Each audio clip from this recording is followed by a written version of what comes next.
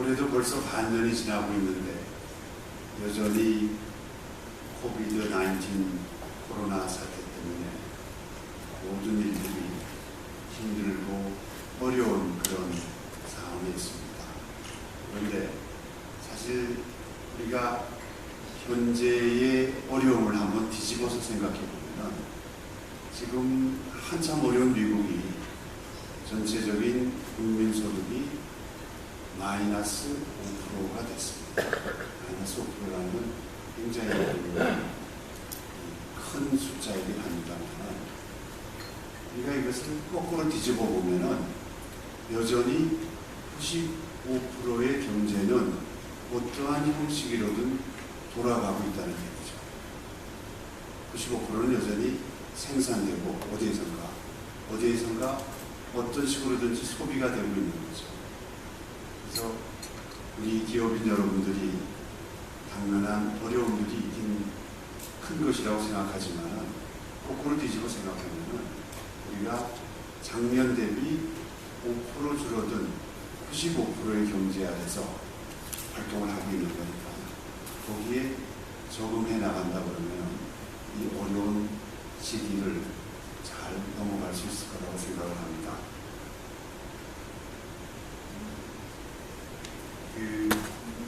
오늘의 이제 연사님께서 팬데믹에 대해서 자세한 말씀을 좋은 말씀을 해 주시리라고 믿고 있습니다만 팬데믹이라는 게 어떤 분 말씀대로 하면은 2차 대전 때 불란서가 만들어놨던 마지노선 비슷한 거를 느낄 때가 있습니다. 마지노선이라는 게 참호를 굉장히 넓게 깊게 파놓은 거 아니겠습니까? 탱크가 못 들어오게. 그런데 새로운 무기가 발명이 되고 또 새로운 전술을 가지게 되니까 그것이 다 무용지물이 되고 있던 거죠. 우리가 바이러스하고 싸움에서도 보면은 바이러스는 항상 우리가 백신을 만들고 치료제를 만들면은 또 항상 새로운 변종이 생기고 또 새로운 또 바이러스가 생기고 이런 끊임없이 질병과의 싸움이라고 생각을 하고 있습니다. 그래서 오늘 우리가 당면한 문제가 어렵고 그것을 이제 어떻게 해체 나가야 되느냐는 것을 그런 지혜를 오늘 연사이신 김명자 전임 장관님한테 잘 듣도록 하겠습니다.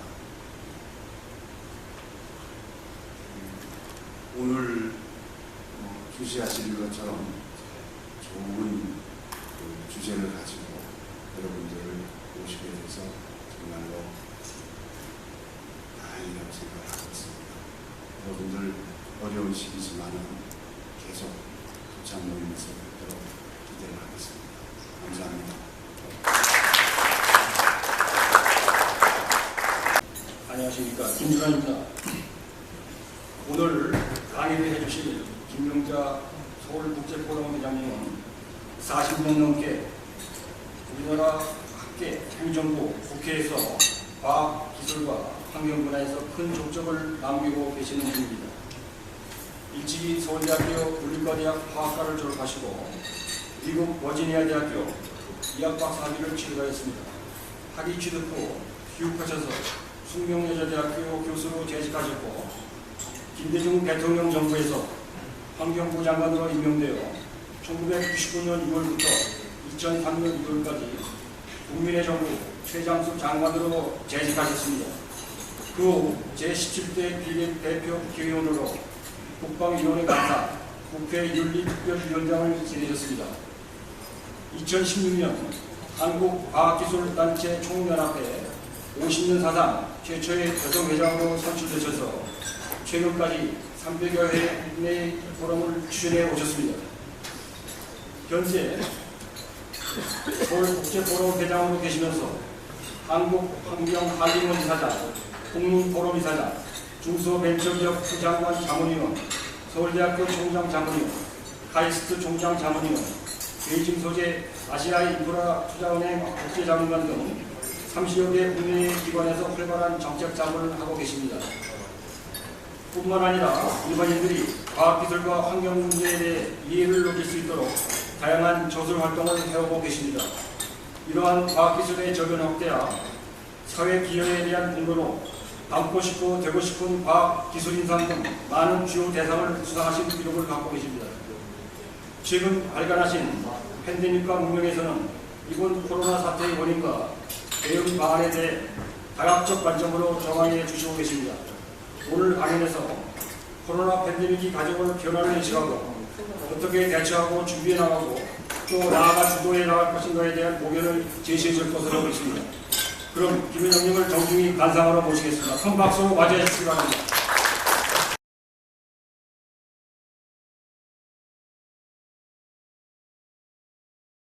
이 박테리아니 바이러스니 계속 시간에 따라서 숙주를 바꾸면서 변이를 일으킨다는 거죠. 변이를 일으키면은 그 먼저 거에 대해서 듣게 만들어진 약이나 백신이 듣지 않죠. 그러니까 다 한시적일 수밖에 없다. 그러니까 바이러스, 박테리아 뒤 쫓아가느라고 사람들은 절절매는 그런 상황이 되고 있습니다. 그래서 결국 또 클라이밋 체인지, 기후변화가 문제고, 그리고 인구가 지금 아까 1918년 18억이라고 그랬는데 지금 2020년 77억이 넘었습니다.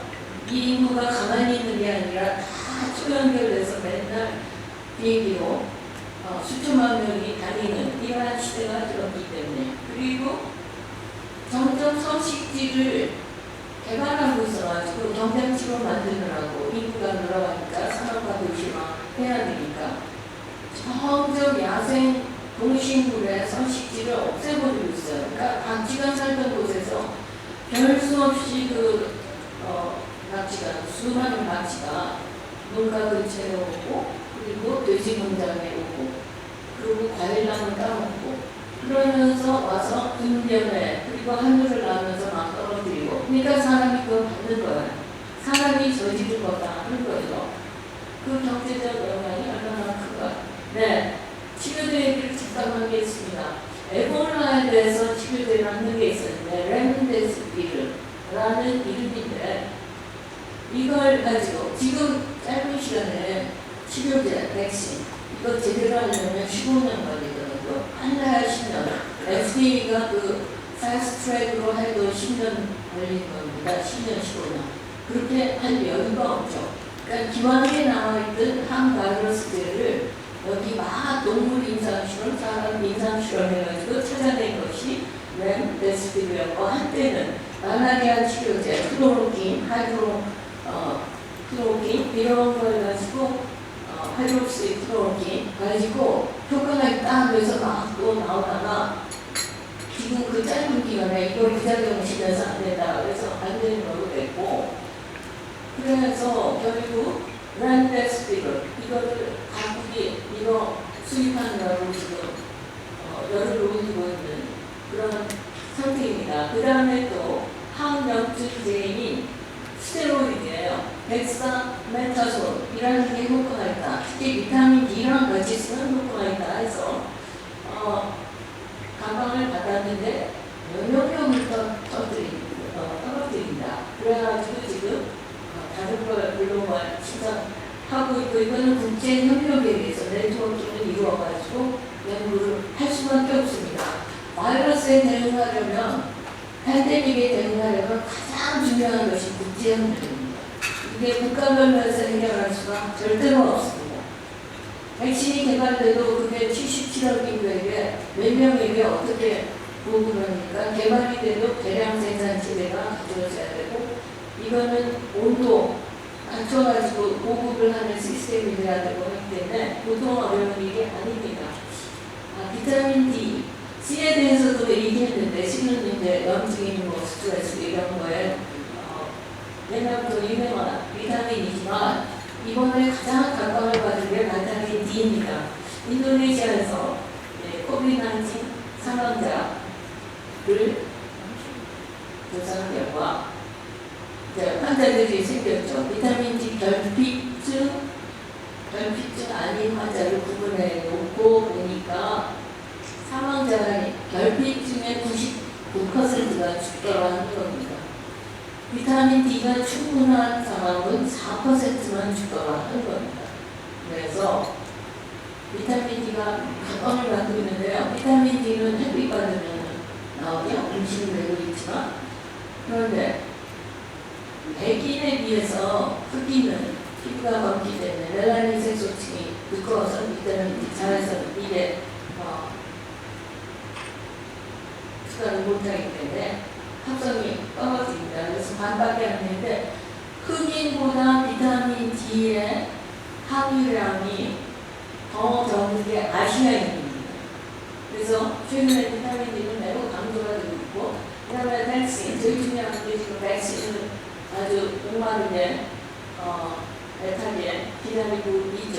가장 최근 추세를 보면 성립 보시죠. 125개 클리니컬 스테이지에 있고, 어프로발은 아직 없고, 페이스 3의 임상 실험까지 하는 것이 3건이 있고, 그래가지고 지금 가장 가능성이 큰 것에 대해서 프랑스, 독일, 상위국이 아주 백신 동맹을 체결해가지고 무려 3조 원을 공동 투자하고 있고, WHO도 가만히 있을 수 없으니까 백신 20억 개 공동 구매하겠다. 이렇게 만들어서 국제 화상회의를 하면서 백신이 개발되는 경우에 보급 체계가 문제가 되면 누구를 접종을 시킬 것이며, 근데 여기서 백신이 나오면 끝이다? 절대로 아닙니다. 80% 정도가 듣고요. 모든 역사상 모든 백신은 다 부작용이 있었습니다. 이게 또 소문이 잘못나면서 백신이 나와서도 접종을 받지 않아요. 그래서 더 많이 계속 죽어가는 현상이 벌어지고 있습니다. 바이러스에 대해서 제가 설명을 할 시간이 없기 때문에 저렇게 묘하게 대칭성을 가지면서 생겼는데, 지구 역사 45억 년에서 박테리아는 35억 년 전에 생겼고, 바이러스는 그보다 더 전에 생겼을 것이다 라고 추정을 합니다. 사람은 석기 시대가 24,000년 전입니다. 바이러스, 박테리아의 세상에 사람이 뒤늦게 들어온 거죠. 그 입자 수로 따지면, 알갱이 수로 따지면요, 여쭤보신 것처럼 94%가 바이러스와 원생물입니다. 입자 수로 따지면, 물론 무게는 전혀 다르지만, 근데 바이러스를 우리가 지금 병에 걸리고 있기 때문에 플루 바이러스의 경우도 한 1세 동안 한 50여 가지를 거쳐가게 돼요. 근데 내가 체증하면 바이러스 들어와도 많지 않습니다. 그런데 사실은 바이러스가, 박테리아가 사람에게 훨씬 더 이로운 일을 많이 해주고 있습니다. 인체가 건강한 이유는 이 마이크로바이옴 때문입니다. 바이러스와 박테리아 때문입니다. 인체가 건강한 이유. 저기 보십시오. 저게 다 바이러스로 구성이 됐어요. 우리 몸이. 그리고 그 실제로 사람의 유전자의 8%가 바이러스에서 왔습니다. 그 옛날부터 쭉 같이 살면서 한 몸으로 돌아가는 것이죠. 이런 박테리아 바이러스 분갈이를 이제 과학이 발달하면서 어떻게 밝혀내게 되었나, 가질 수 있는 얘기인가, 뭐 이런 얘기입니다. 시간이 없어서 못하겠는데, 박테리아보다 입자가 작아서 이렇게 필터를 만들어가지고 걸렀는데, 걸러낸 용액 속에 병원성이 있는 거예요. 그래서 이게 뭔가 들었구나. 그거 독소다, 라틴어로 독소다 해서 바이러스는 용어가 생겨났고, 처음으로 분리해내기 시작한 거. 디스커버리는 1900년대, 유럽에 33년까지. 독감이 1933년에 바이러스가 처음으로 밝혀졌어요. 그 이전에는 독감으로 죽어도 뭔지 몰랐습니다. 근데 얼마나 희한하게 생겼는지 왼쪽 그림을 보십시오. 바이러스는 큰 농식물 감염시키지만요, 박테리아를 감염시켜요, 바이러스가. 그런데 박테리아가 일으키는 병에 바이러스를 이용하면 그 박테리아를 무력화시킬 수 있습니다. 이게 바로 T4 박테리아 파지인데, 이렇게 묘하게 생겼어요. 전에 청류선 같이 생겼습니다. 자, 제가 이번에 책 쓰면서 모델 10대 제한, 그 성서에 나오는 10대 제한이죠. 네. 그거에 대해서 과학적인 해석, 이걸 책에 썼는데요. 나이랑이 피부치로 굵어졌다. 과학적으로 등생명이 된다. 여러 가지 설이 있습니다. 그 다음에 두 번째로는 개구리가 왕국까지 서들어가죠. 그 다음에는 겨루, 해축이 창궐을 합니다. 이건 전염병을 의미하는 거죠. 그 다음에 야생동물이 다 죽습니다. 그 다음에 사람들이 독한 조기, 천연두, 홍역 그런 것도 다 합쳐진 겁니다. 그래서 동물 할 것 없이 저게 지금 다 천연두로 이렇게 알고 있는 거고요. 그 다음에 일곱 번째는 우박이 벌어지고 그러면서 이제 물이 나고 여기에서 제일 중요한 자연적인 요인은 화산 폭발입니다. 산토리니, 4개의 해역이 있는 산토리니의 화산이 대폭발을 하면서 몇 년 동안 이집트가 그 영향을 받은 것이고 거기에 이제 플러스 해가지고 자연적인 요인들 해가지고 여기 10대 재앙이 생긴 겁니다. 그 다음에 메뚜기 떼. 지금 인도에서 메뚜기 떼 수십만 마리가 또 감치고 있는데요. 하늘을 까맣게 물들고 있는데 또 메뚜기가. 그 다음에 완전히 암흑 세상이 됩니다. 이거 역시 산토리니 화산 폭발로, 대폭발로 설명이 됩니다. 그 다음에 10번째, 이 파라오가 자기 아기 죽는 걸 보고 결국 모세에게 출애굽을 허락을 했다가 다시 또 마음이 바뀌어가지고 추격을 하지 않습니까? 근데 장자, 동물에서도 첫 번째 태어난 게 죽었다. 이것을 어떻게 설명합니까? 몇 가지 이론인데 시간 관계로 설명합니다. 자, 역사에서 대유행 전염병 정리를 했습니다. 저기서 쭉 가면은 전쟁이 터진 후에 전염병 발생해서 전쟁에 패하고 왕도 죽고 그리고 가장 참혹했던 것이 14세기 패스트고 그런데 역사적으로 제일 오래간한 인류 문명을 배운 같은 것은 천연입니다. 스모더스, 폭력 이런 게 다 같이 따라가나요? 네.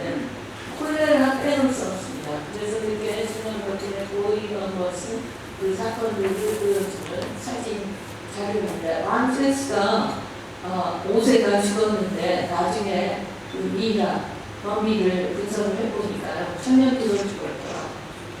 그 다음에 자료도 있습니다. 네, 기후하고 관계된다. 저는 이제 환경 이후에 강연을 하면서 기후변화 강연을 하면서 사실 제가 전염병을 했기 때문에 책을 쓰는데 이유가 됐고 제가 무엇보다도 이제 과학자 출신으로서 이 세계가 케이오스에 빠진 패닉에 빠지니 어쩌면 저만의 그런 사명감이라고 그럴까요? 그런 걸로 책을 석 달 만에 쓰게 됐습니다. 지금 말씀드린 패스트 제일 참혹했다고 했는데 이걸 보면은 그때 기후변화가 4개가 닥칩니다. 그때 그 시기가. 그 이전에 가장 문명이 편안하게 살던 그래서 바이킹도 이때 아주 융성을 하는데 기후변화로 해서 소빙하기로 들어가는 게 바로 패스트가 창궐하는 시기하고 꼭 일치합니다. 그리고 스페니쉬 플루가 생겼을 때도 그 3년 전에 3년 동안 4해가 닥쳤어요. 이렇게 되면 기온이 그렇게 평균에서 떨어지면 사람 면역력이 약해집니다. 근데 쥐니 이런 것들은 번식력이 빠른 거거든요. 막 번식을 하거든요. 그러면서 기운을 바이러스를 다 실어나가는 겁니다. 그래서 쥐, 벼룩이 패스트를 다룬 거예요. 전 세계로 아시아 상선하고 오고 뭐 등등 여러 경로로 해서 죽였습니다. 쥐는요 검은쥐, 갈색쥐, 뭐 아시아에서 갔다고 보는데 이게 3년 동안에 300만 마리를 만든대요. 네. 자, 그래서 이렇게 됐고 그 다음에 또 빼놓을 수 없는 게 문명이 놀랍겠다는 거죠. 전염병에 의해서 문명이 차단한 문명이 놀랍겠다. 아즈텍, 잉카, 마야는 그 이전에 클래식 고전 마야는 멸망이 되지만 다시 15세기, 16세기에는 스페인이 가져온, 스페인 문명이 가져온 천연두 등등등등 여러 가지예요. 한 가지 아닙니다. 그걸로 다 망했다는 거죠. 그런데 그때 꼭 기어드는 게 기후변화가 있습니다. 이산기온이 있습니다. 자, 논문이 나왔어요. 오전 뒤에 마야가 900년경에 300만 명의 훈련이 다 사라졌고요. 그 찬란했던 마야문명, 수학의 기반한 마야문명. 그 이유는 이상 기후변화, 가뭄 때문이었다. 계속해서 가뭄이 닥치면서 농사를 못 짓고, 그래서 결국은 먹을 게 없어지고, 그러면 꼭 기후변화, 흉자, 기근, 그 다음에 꼭 따라오는 게 뭡니까? 전염병이에요. 그 세 가지는 그야말로 3종 세트입니다. 현대나, 고대나, 중세나 예외가 없습니다. 네, 제가 마야 문명에 너무 관심이 많아가지고 옛날부터 이거 쭉 들여다봤었는데, 마야 문명은 스페인의 그 수자가 프란체스코 수자가 1549년에 마야에 가가지고 이 미신이라고 해서, 왜냐하면 미신적인 게 많거든요. 카톨릭의 문제고. 그래서 모든 책을 다 없애버립니다. 코덱스를 다 없애버리고 모든 자료들을 다 없애버리고 딱 3번이 났습니다. 그리고 이 여기에 나온 디에고드 란다가 마야 공부를 해가지고요, 자기가 책을 써요. 거기에 마야 문명에 대한 기록이 남아있는 거, 그걸 가지고 학자들이 다 뒤지고 다니면서 마야를 이해하게 된 겁니다. 지금 현대가 이해하는 마야. 그리고 콜럼버스가 1492년에 아메리카를 가죠. 그때도 연구들 가지고요, 천연두, 홍역 등등. 그래가지고 그 원주민들은, 인디언들은 면역이 없었기 때문에 처음 겪으니까. 그래서 몰살을 해요 또. 그런데 콜럼버스가 계속 또 돌아오고 하는데, 그때 매독을 가져갔다는 거죠, 유럽으로. 근데 최근에는 또 매독이 그 전에 유럽에도 있었다. 그러나 분명한 것은 콜럼버스가 유럽으로 돌아가면서 매독을 가져와서 거기서 막 퍼진 것도 사실입니다. 그리고 잉카, 아즈텍 문명 다 그랬고요. 저기 보시면은 인플루엔자도 있고, 디부스도 있고, 심지어 항열병, 옐로우 피버도 있습니다. 그렇게 해서 유명이 변화있고 콜럼버스 얘기 어디 했고요. 그러면은 이제 문명사에서 이걸 살펴본 다음에 여기 어디에다 지금 20세기에 얼마나 많이 무슨 전염병으로 죽었다는 것을 이 자료를 쭉 정리를 했습니다. 아래쪽을 주목해 주세요. 다 인플루엔자입니다. 인플루엔자라는 용어가 어디서 나왔냐면 인플루언스, 영향을 미치다. 그래서 나온 겁니다. 18세기 이탈리아에서 쓰기 시작해가지고 인플루엔자가 됐는데 무슨 영향이냐 하면 19세기까지도 18세기, 17세기까지도 과학 이론이, 의학 이론이, 전염병에 대한 이론이 매우 뒤떨어졌죠. 지금 우리가 오늘 수준으로는 미신이었습니다. 그래서 저 행성의 대열, 그게 하늘에서 지구에 나쁜 영향을 미쳐서 나쁜 영향을 미친다. 그래서 그 역병이 높다 해가지고 인플루엔자가 이겁니다. 저기 보면 앞으로 굉장히 독감이 위험합니다. 특히 조류 독감, 요즘에 H5N1이라는 거. 이게 굉장히 그래가지고 2009년에 또 신종플루라고 해서 한바탕 복부에 휩싸였는데 H1N1이 이제 변이를 일으킨 겁니다. 스페니쉬 두부가. 그래서 H1N1이 붙는 저게 가장 또 문제가 되는 게 닭, 이런 조류입니다. 근데 닭이 야생조류에게 또 정착을 해요. 야생조류가 이쪽에 주기도 하지만, 그리고 돼지, 소는 별로 없어요. 근데 돼지하고 조류, 닭이 문제인데 시간이 없어서 그래요.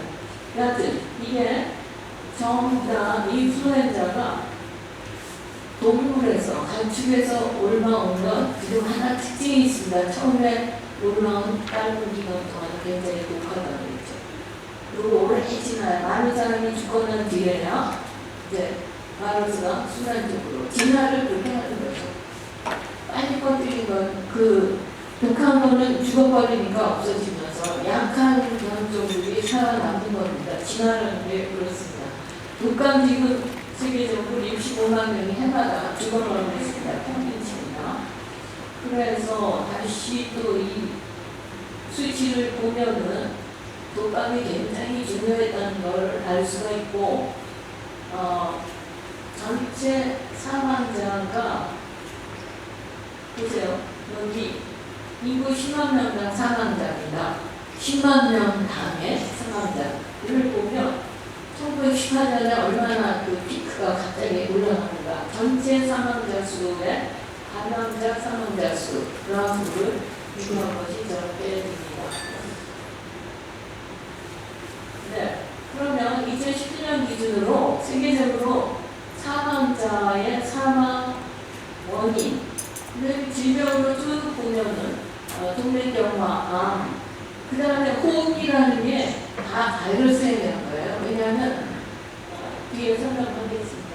호흡기를 공격을 해요. 점막을 공격을 합니다. 그래서 여기 화살표하고 둥그렇게 한 것들 이게 다 바이러스에 대한 겁니다. 바이러스와 박테리아에 대한 것입니다. 그래서 전반적으로 얼마나 위험한가 하는 것을 이 그래프가 보여주고 있고 어디가 될까요? 잘 안 내려가는 이유를 내려가네요. 이거 14세기 패스트에기인데 패스트에기는 많이 아시기 때문에 제가 세 가지 종류가 있고 림프절, 폐, 그 다음에 혈액이, 그러니까 폐혈증 그 세 가지가 있습니다. 갈수록 아주 높아서 치사율 100%, 90%입니다. 옛날에 저 젊은 옷을 입었어요. 이거는 프랑스의 디자이너가 18세기에 디자인한 건데 까마귀 뿌리 뭐냐면은 그 속에 향물질이 들어있어요. 왜냐하면 아로마 테라피 이때는 모든 병의 원인이 다 나쁜 공기 때문이다 라고 생각했기 때문에 아로마 테라피를 썼고 그래서 향물질이 속에 갔는데 실제로는 그 시체의 썩은 냄새를 막는데 도움이 된다는 것입니다. 네, 신한관계로 하는 게 있습니다. 그 다음에 콜레라, 이거 수인성인데 이것을 영국에서 결국 발견했고요. 말라리아가 아직까지도 정말 판명이 되지 않고 있습니다. 여기 보면 말라리아 컨트롤을 위해서 각국, 그 다음에 재단이 얼마나 많이 자금을 모으고 있는가 하는 것이 나옵니다. 학질이라고 그러죠. 하늘 찌었다. 그렇게 정말 아주 지긋지긋한 상식적으로 한 명이 죽었다 할 정도로 이렇게 말라리아는 높겠고 지금도 그렇고 이걸 폭력하고 말라리아가 구분이 안 됐었는데 그걸 구분한 이슬람 라제스라는 과학자가 있었고 의학자가 있었고 우리나라에도 전염병 기록은 뭐 예외가 없이 다 번졌었기 때문에 우리나라에도 폭력 등등 그리고 혈액 혈액에 대해서 인플루엔자 2928 보면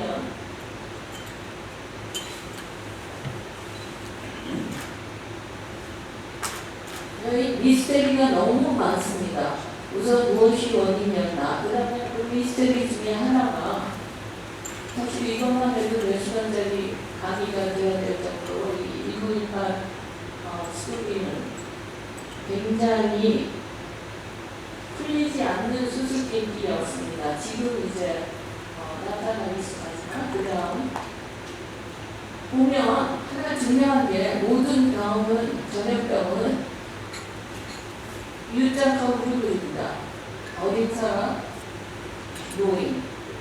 사망을 많이 하는데 이 스페니쉬 플루의 경우는 젊은 층, 25세, 30세 뭐 이런 쪽에서 많이 죽었다는 거죠. 이게 왜 이랬을까?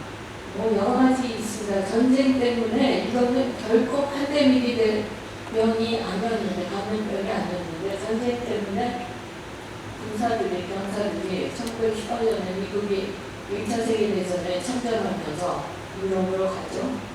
미국에서 생깁니다. 캔자스주 병력에서. 그래서 날아갔죠. 다 퍼졌죠. 스페인에는 늦지막히 들어왔어요. 근데 다들 양쪽 진영은 전시 고도 통제를 했습니다. 사기 떨어뜨리다. 스페인은 중립국이었어요. 유일하게. 이쪽 저쪽에 무기를 팔고 그래서 이익을 얻었습니다. 근데 전시 고도 통제가 없다 보니까 휴먼에 플루 발생한 거에 대해서 보도를 냅니다. 그래서 스페니쉬 플루가 됐습니다. 전혀 스페인에서 생긴 게 아니었어요. 다른 거였어요. 그런데 그렇게 젊은이가 죽은 거에 대해서 뭐 결핵균하고 겹쳤다. 그 다음에 참모전인데 그 위생이 너무 처참하게 나빴다 등등의 이유를 들고 있습니다. 그 중에 하나가 사이토카인 폭풍이라는 게 있습니다. 이게 병균이 들어왔다는 면역체계가 건강한 사람은 과도작동을 하는 겁니다. 그래가지고 면역체계가 정상세포를 죽여버려서 그리고 HN 시리즈가 위험하다 하는데 H가 18가지가 있고요. N이 11가지가 있습니다. N은 효소입니다. H는 단백질입니다. 그런데 저게 뭐냐면요. 바이러스가 여기 세포들, 이 점막들 들어갈 때 숙주세포에 여기 돌기가 있는데 거기를 딱 맞춰가지고 세포 쪽으로 쏙 들어가요. 무생물 상태인데 들어가서 그 대사에 끼어들어가지고 자기 후손을 만들어냅니다. 그래서 숙주세포로 침입하는데 열쇠가 H 단백질이에요. 그 다음에 거기서 후손 만든 다음에 밖에 나와야 되잖아요. 그 세포복을 뚫고. 그때 그 단백질을 분해하는 효소들과 그걸 끊어줘가지고 얘가 나오게. 그렇게 해서 막 온몸으로 퍼지고 이제 다른 숙주로 넘어가는 겁니다. 근데 종류가 이렇게 많아요. 이것들 사이에서 막 컨비네이션이 되면서 지금 어디까지 갈지가 알 수가 없다는 겁니다. 그래서 이게 제일 위험해요. 그냥.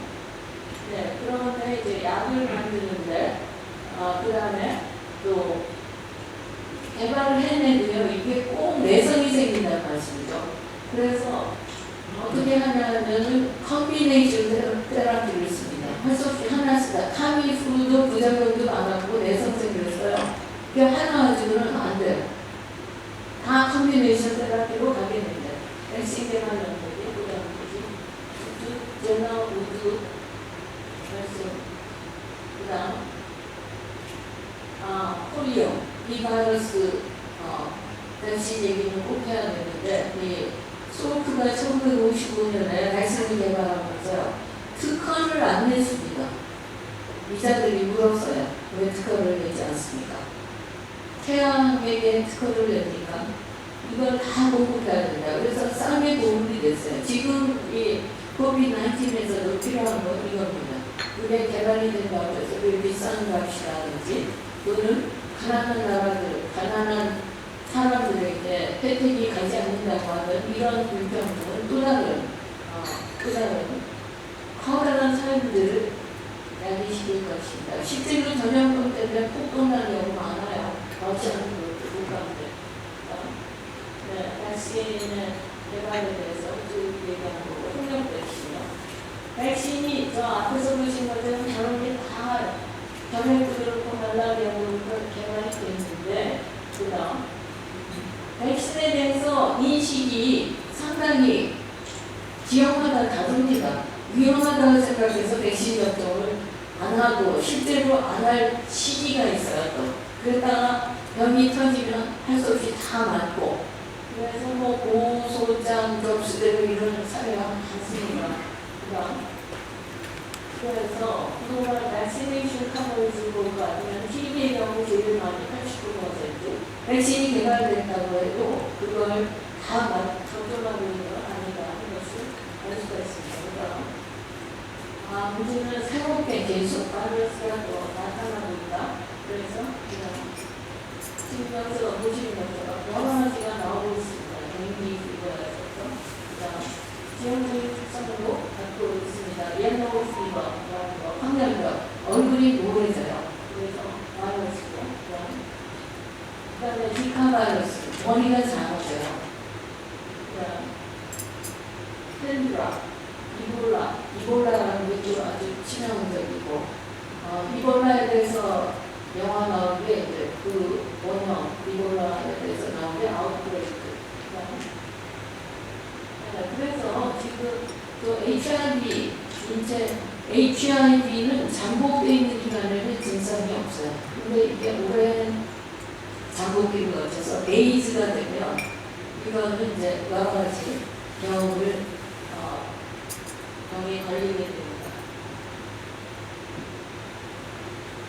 사르스, 그래서 이건 최근에 아시는 얘기이기 때문에 그냥 건너치겠습니다. 메르스, 한국의 사르스. 네, 기후변화가 어떻게 영향을 미치는가. 지금 보면은 기후변화하고 이산화탄소 농도 증가하는 사이에 정비례 관계가 있다는 것을 보실 수가 있습니다. 그동안에 지구 생태계는 5번의 대멸종을 거쳤어요. 이게 기온하고 상관이 되고, 그런데 기후변화하고 상관이 되는데, 이제 6번째 멸종으로 가는 중에 인간이 만든 기후변화, 이게 너무 빠른 속도로 진행되고 있어서 그 부작용을 우리가 겪게 되었다 하는 것이고, 기후변화하고 상관되는 그 나무들이 여기 쭉 나와 있습니다. 있습니다. 사회를 어떻게 활동하는가 하는 것, 기존에 고대로부터의 그 사회 연구에 대해서 정리했고, 제가 이제 거의 다 됐죠? 시간. 그죠? 네, 그죠? 경제 초력. 컨테인먼트를, 공세를 덜하면 경제는 덜 죽습니다. 공세를 많이 하면 경제는 죽습니다. 이거 당연한 얘기고요. 주가, 여기서 보시는 것처럼, 그리고 경제, 할 것 없이 지금 금융위기하고 지금 이라고 지금이 오히려 더 심하다는 거고, 경제적 피해는 어떻게 가는가. 그 다음에 여기서 경제에 대해서 나온 그래프 예제를 제시를 했습니다. 그 다음에 주가가 전염병 발생하고 어떻게 같이 춤을 췄는가 하는 것을 보여드리고 있고요. 이게 기원 1년부터 2000년까지 세계 경제 대국이 10개의 나라였습니다. 한국은 물론 뛰지 못했죠.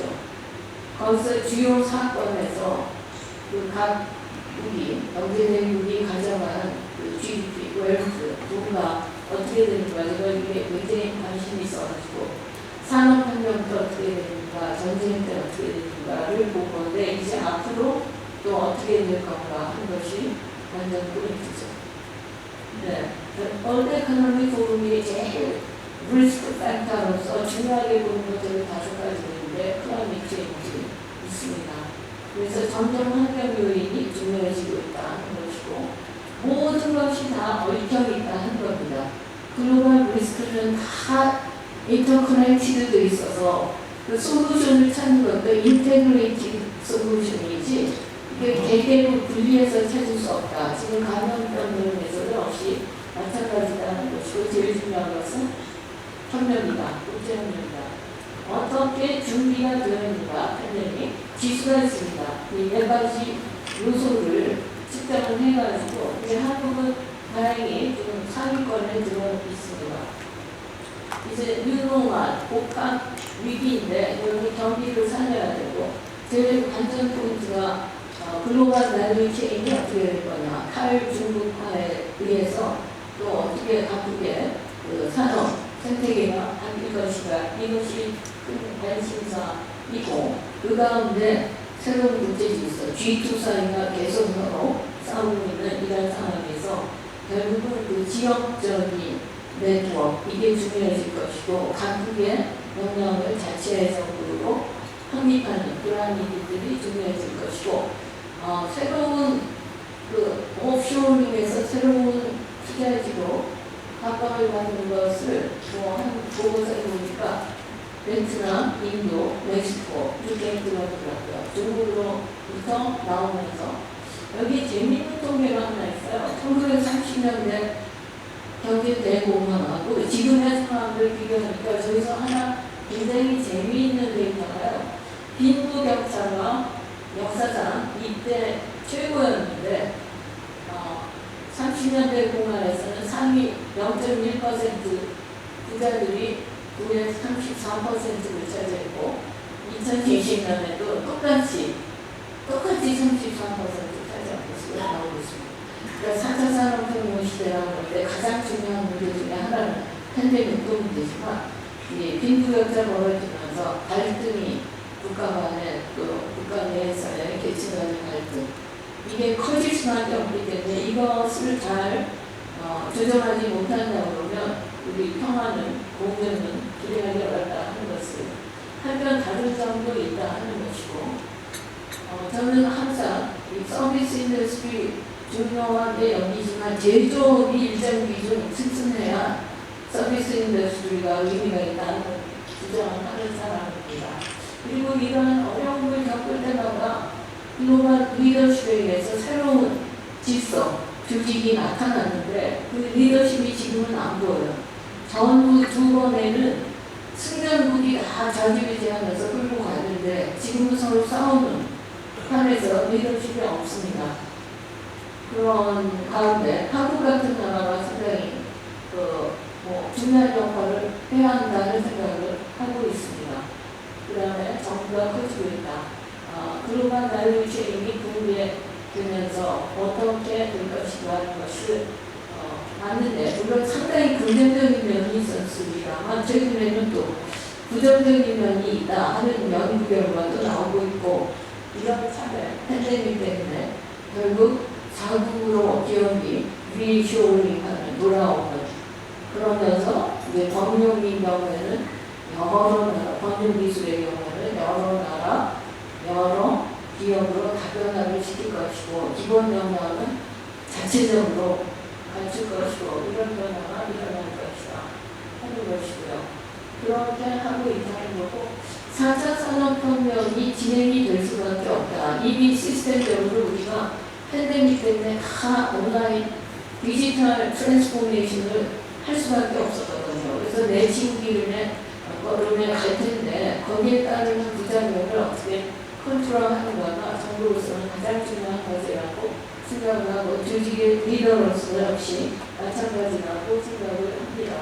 그리고 이제 비대면 시대와 팩트 시대에서 모든 게 다 바뀌기 때문에 이 중에 하나 주목되는 게 디지털 화폐, 각국이 디지털 화폐를 만들어내고 있고 이걸 위해서 지연 금융 죽을 것이고 탈세 트랜스포메이션과 맞물려가지고 다른 형태로 좀 활성화될 가능성은 있는데 이 SNS의 그 폐해 이런 거 그런 것이 과연 어떻게 윤리적으로 정리가 될 수 있을까 하는 것이 여전히 변수로 남아 있습니다.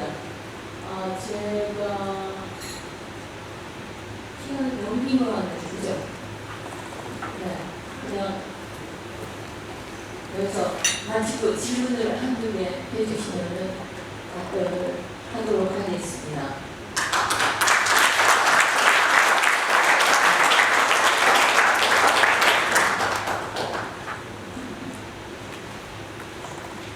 네, 질문 있으면 질문 한두 개 드리겠습니다.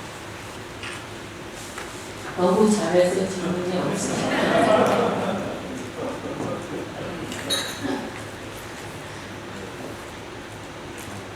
시간이 너무 지나서 네네 손 드신 분이 계시나요?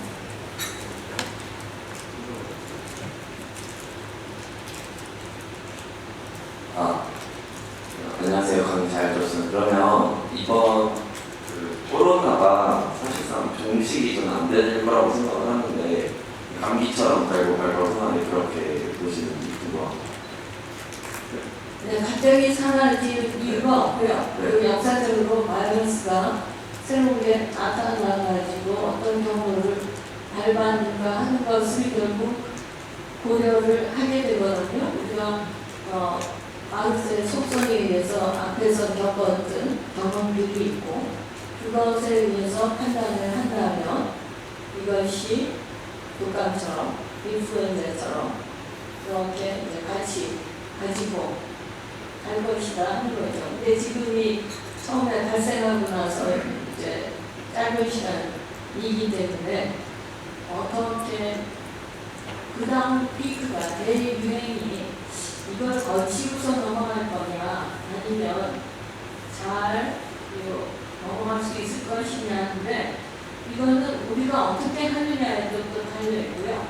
의료 체계가 굉장히 중요하죠. 사실은 지금 만약 감기에 대해서 독감에 대해서 다 진단 키트로 했다고 한다면 얼마나 나왔을까? 이런 환자조사에서 그런 것도 나옵니다. 진단 키트가 과연 얼마나 정확하게 검사를 한 것이냐에서부터 왜냐하면 일부를 보는 거거든요.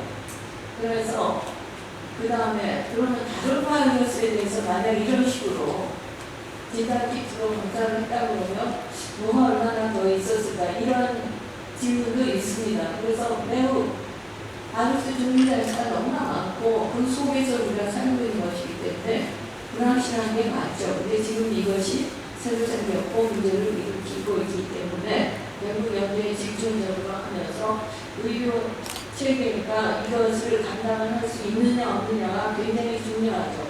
다른 중환자들이 이 코비드 환자 때문에 치료 기회를 입원할 기회 있는 것 이건 굉장히 중요한 문제거든요.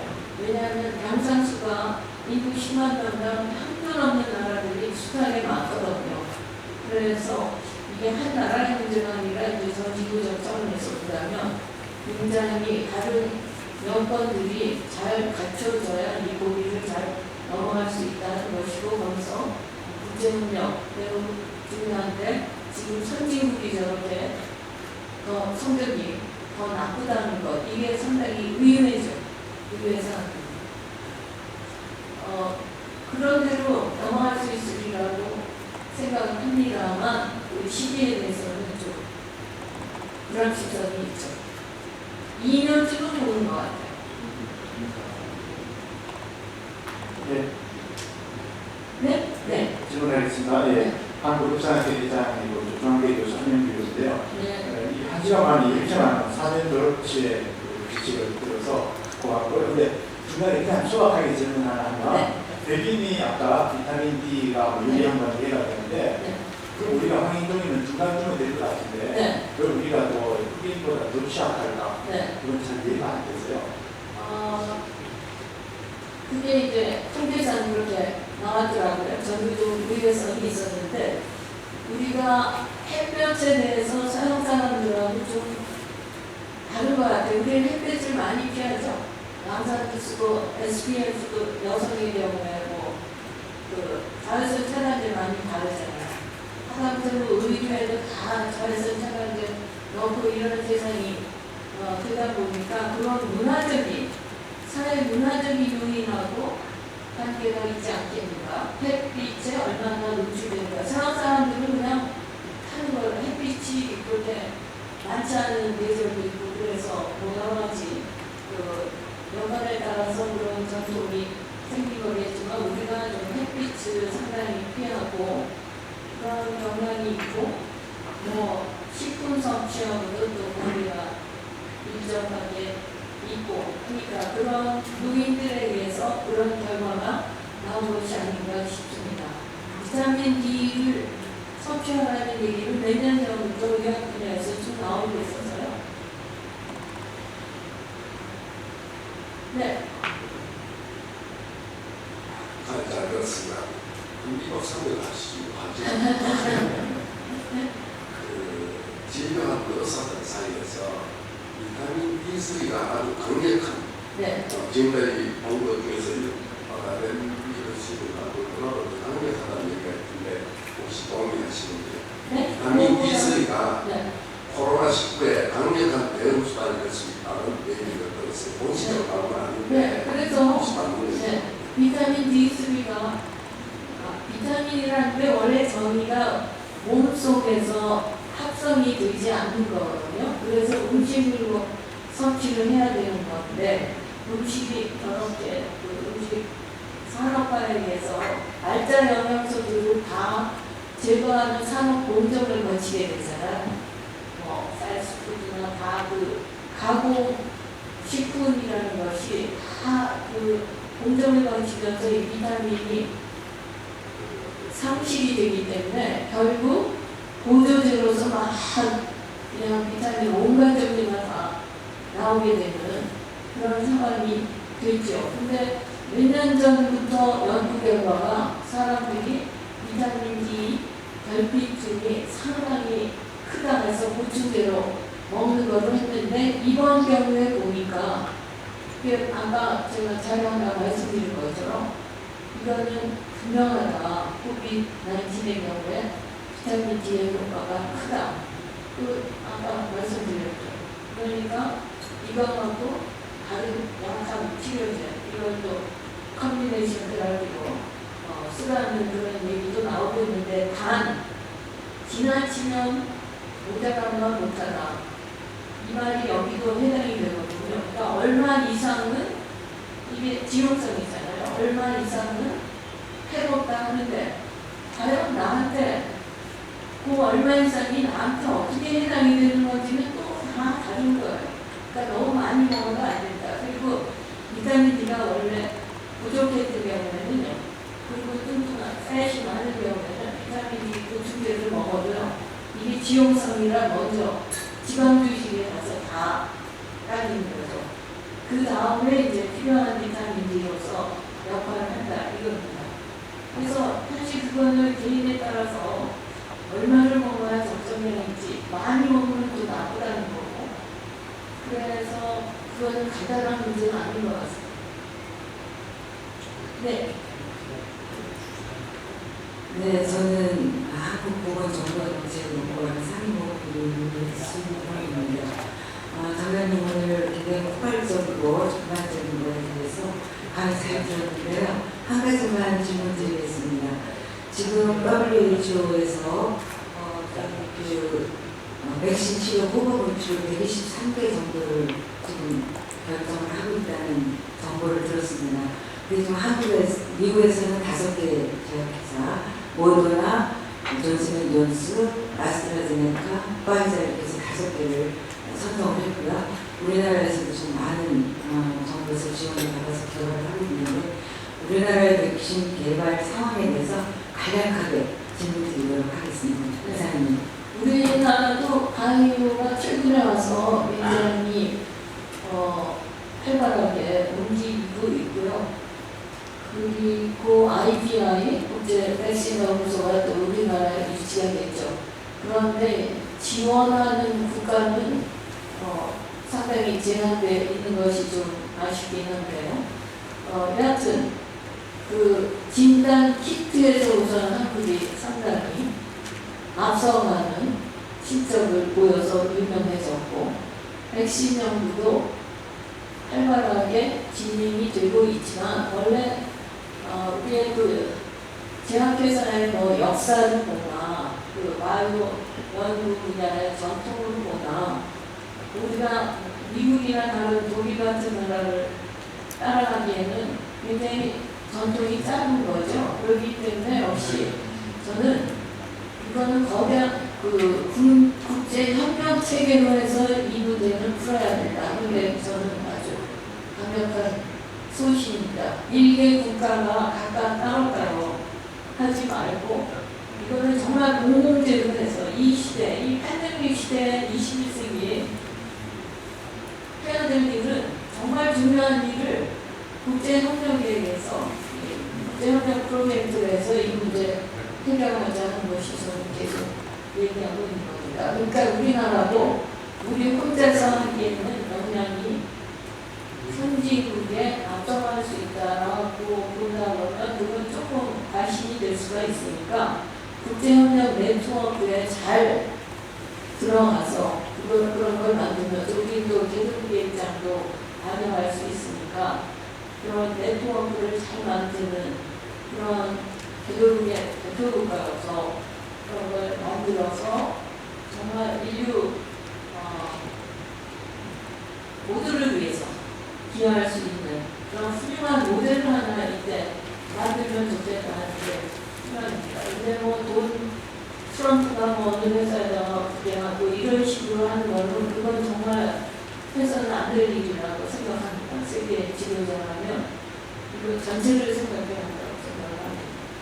그리고 사실요 감염병 보면요 아프리카니 인도 거기에서 지금 감염병 피해가는 거는 말로 할 수 없거든요. 근데 다른 병들은 이 선진국에서는 그렇게 문제가 안 되거든요. 얼라리아도 그렇고. 그랬는데 이 코비드-19의 경우는 이제 전체로 다 퍼져기 때문에 난리가 난 거죠. 사실 이거보다 더 심각한 일들이 지역적으로는 계속 일어나고 있었던 것인데 거기에 관심을 두지는 않는 거죠. 그리고 지금 일어나고 있는 이 사태 때문에 그 위중함을 인식을 하게 되었으므로 지금이라도 좀 그야말로 인류 공동번역 이걸 생각하는 그런 계기가 되었으면 좋겠다 하는 것이 저의 바람입니다. 근데